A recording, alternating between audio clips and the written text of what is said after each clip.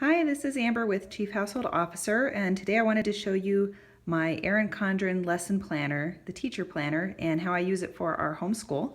So the first thing is, if you are used to Erin Condren planners and you have a life planner, this is just a comparison of what they look like side by side. So you can see that it's a lot larger. It's more like an 8.5 by 11 sheet of paper, and actually you can fit those into the planner in certain places. So just to give you a comparison, it's the same size. A few other things in terms of comparison, the colors are the same, the color schemes for the months. So if you're used to using certain stickers and stuff that you've bought from Etsy or made in your life planner, you can use those in here. They might not fit some of the squares perfectly, but a lot of them will work. So in terms of how this looks, it's that same reinforced hardcover. It includes the same general ruler that's in the regular life planners. There's a spot to put your school name, or what we call our school. And then there's an all about me area. You can put some information.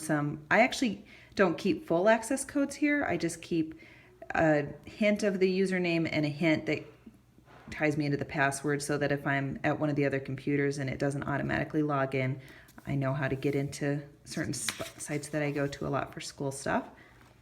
The next page has classroom events and volunteers, and I know a lot of people say they wouldn't use this, but we'll actually utilize some of the other adults in our lives. Like Grandpa's a toxicologist, so if he wants to take them on a hike and talk to them about why we can't eat wild berries and wild mushrooms, I would consider that something that they've learned and somebody who was an expert that they worked with. So I would put that actually under my kind of volunteers, or I might change that to guest lecturers, although that's a little formal for kindergarten. So something like that, just to indicate that they've done that. And then special events, I plan to use this for things like our Homeschool Association does a science fair in the spring, and then they have a field day at the end of the year, so I can put those dates and what the events are on here. It won't really work for field trips because we have a lot more field trips than there are lines right here. This page said helpful hints for substitute, and it's meant to be for a substitute teacher. I'm actually revising it so that it's helpful hints for daddy. So some general information about when school begins and ends. And then right here, I'm actually going to build a large sticker that talks about the morning warm-up routine and what we kind of do to start the day. Just in case he wants to follow it, he has those details.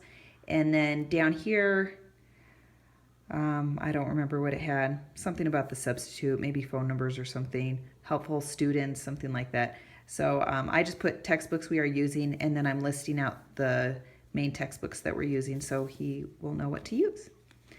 The next page says dates, and the way that they lay out the lesson planner for the teacher edition is you can start with any month you want, and it will end 12 months later. And it pretty much lays out your dates like a July to June, because I'm sure that's what most people would use. What's interesting though is like Independence Day is always the 4th of July, so that one's easy. But something like Easter is going to depend on the year, and it might occur in March or it might occur in April. And so they just list here that, Easter is sometime in March or April.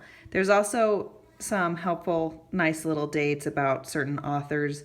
Margaret Wise Brown, so the author of Goodnight Moon, and it has her birthday on here. So there's kind of some fun things like that on here, and I think that's part of the reason some people like it.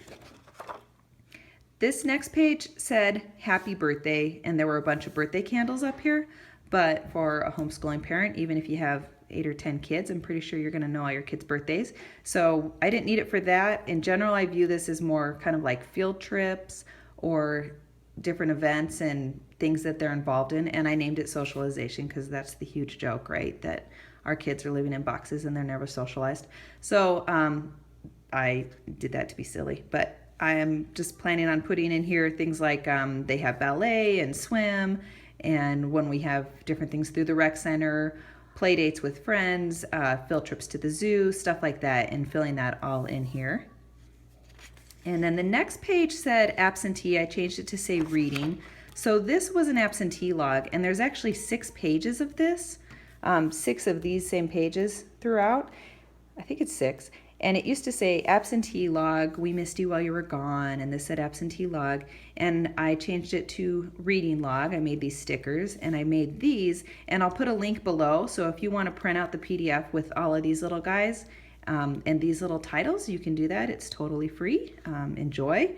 Then you don't have to redo all the work that I did. I renamed these title, author, notes, and read. And so I'm using this as a reading log. These are all the books I intend to read with our unit studies, and then I'll have some of the social studies books, and then just general reading of things that they pick up at the library and stuff that they want to read.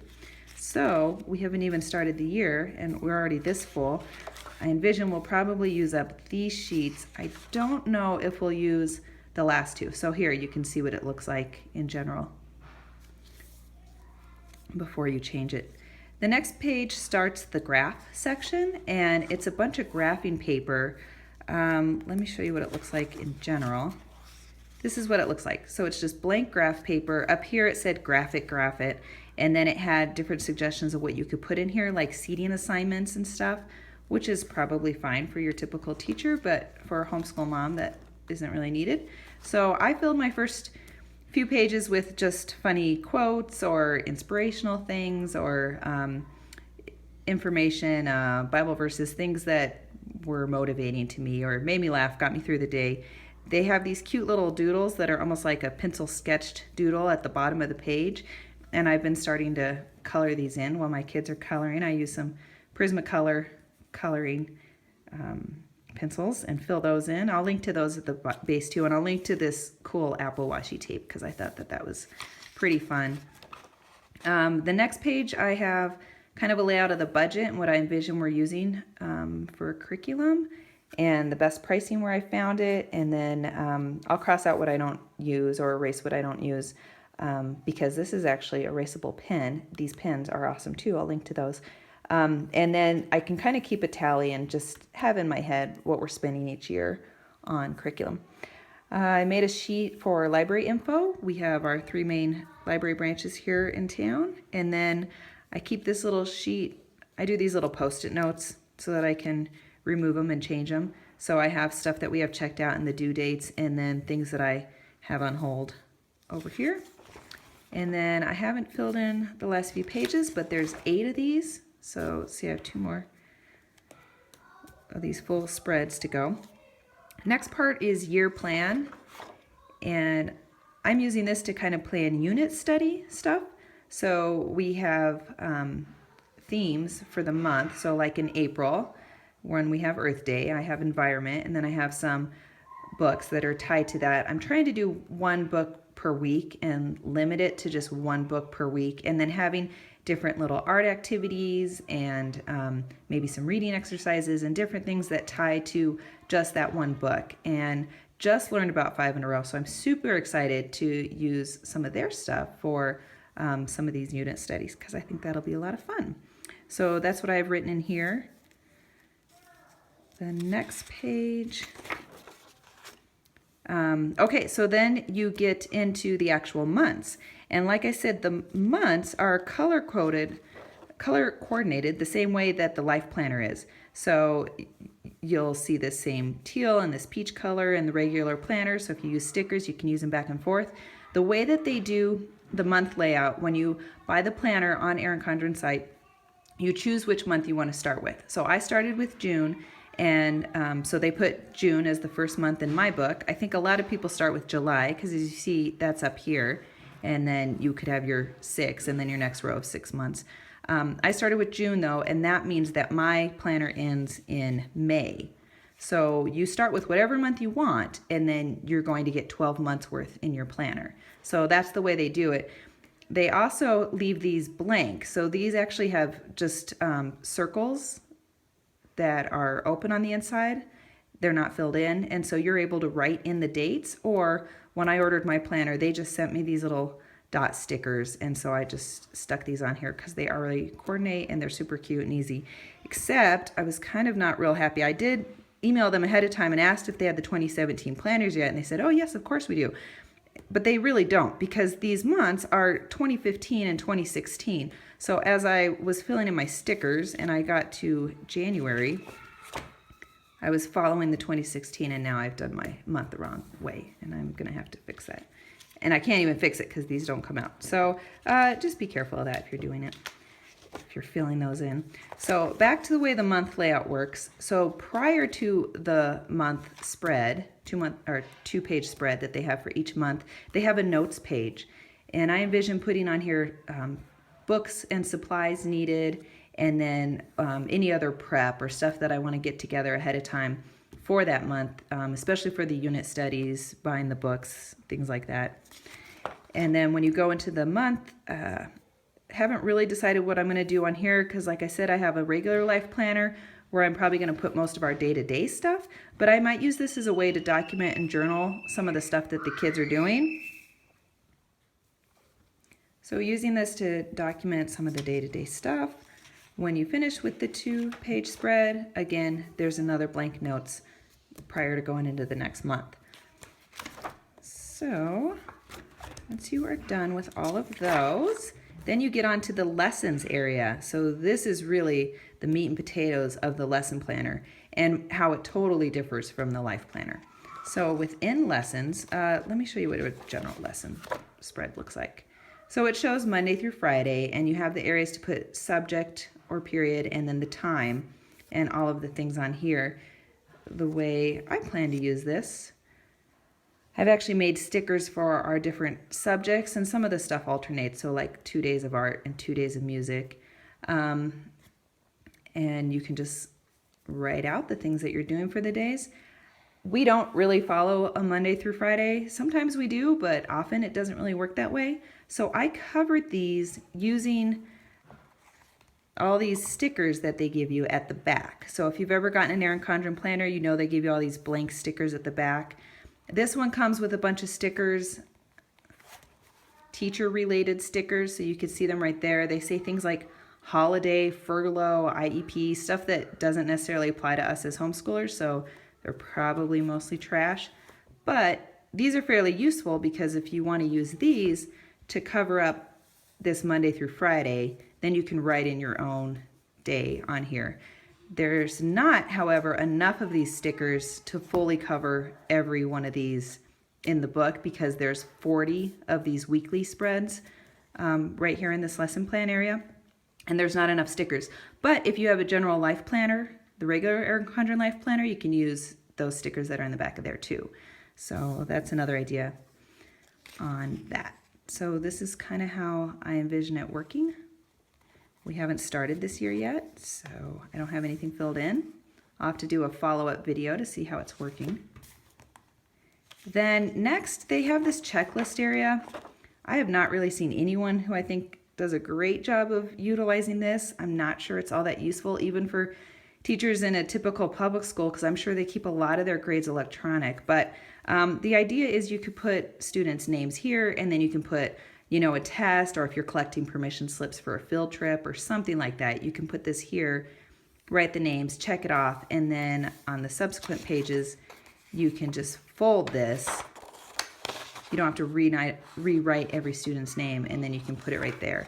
So I've seen some homeschoolers use this for chores. I might try to use it for testing as we go along. Like the Saxon Mathematics has testing, so maybe I'll put test scores in here. I don't know. But they give you, I think 8 pages of these, and you're not going to need it. You can even buy extra pages of these. What they really need to consider is allowing you to buy extra pages of these, because you only have 40 of these spreads.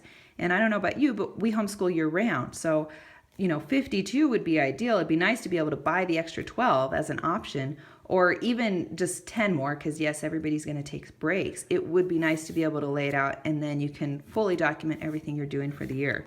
So Erin Condren people, if you're listening, please allow us the option to add more of these pages. So after the checklist, like I said, there's a ton of those. I might take those out just because they take a lot of bulk. You have the stickers. There's 2 pages of the stickers that come with it that are related for teachers, and then there's 2 sheets of the blank. Then you have one of these protected pockets where you can shove stuff in there. I use the one on my regular planner all the time, and I've never had a problem with them tearing here, but I suppose it depends on how much bulk you're putting into here. Then you get one of these clear sheets that you can file stuff into. You get one by default, and then you can choose to purchase an additional one or an additional two, and I did all three because I envision that I'll probably use those, and this is not the kind of thing I'm going to want to have to build and add in later. So I added all three. I think I'll do things on here like standards, what are some of the metrics we're trying to meet, mid-year assessment, mid-semester assessments, things like that. Put those in here. And then at the back, you have one of these little pouches, Ziploc pouch, and it shuts here. And then I have these cute little Apple Post-it note stickies that I love that I have in here. And then I'll probably have other stickers as I'm making more stuff and putting it together. And then the last reinforced page on the back. So that is the planner. I hope this was helpful in helping you decide if you want to do this and how you want to build it and what you want to add to it and how it might work for your homeschool life. So again, I will put links in the bottom on some of the stuff that I have added in here and that freebie for the reading log PDF so that you can print that off and change yours if you want to use it. And thanks so much for watching.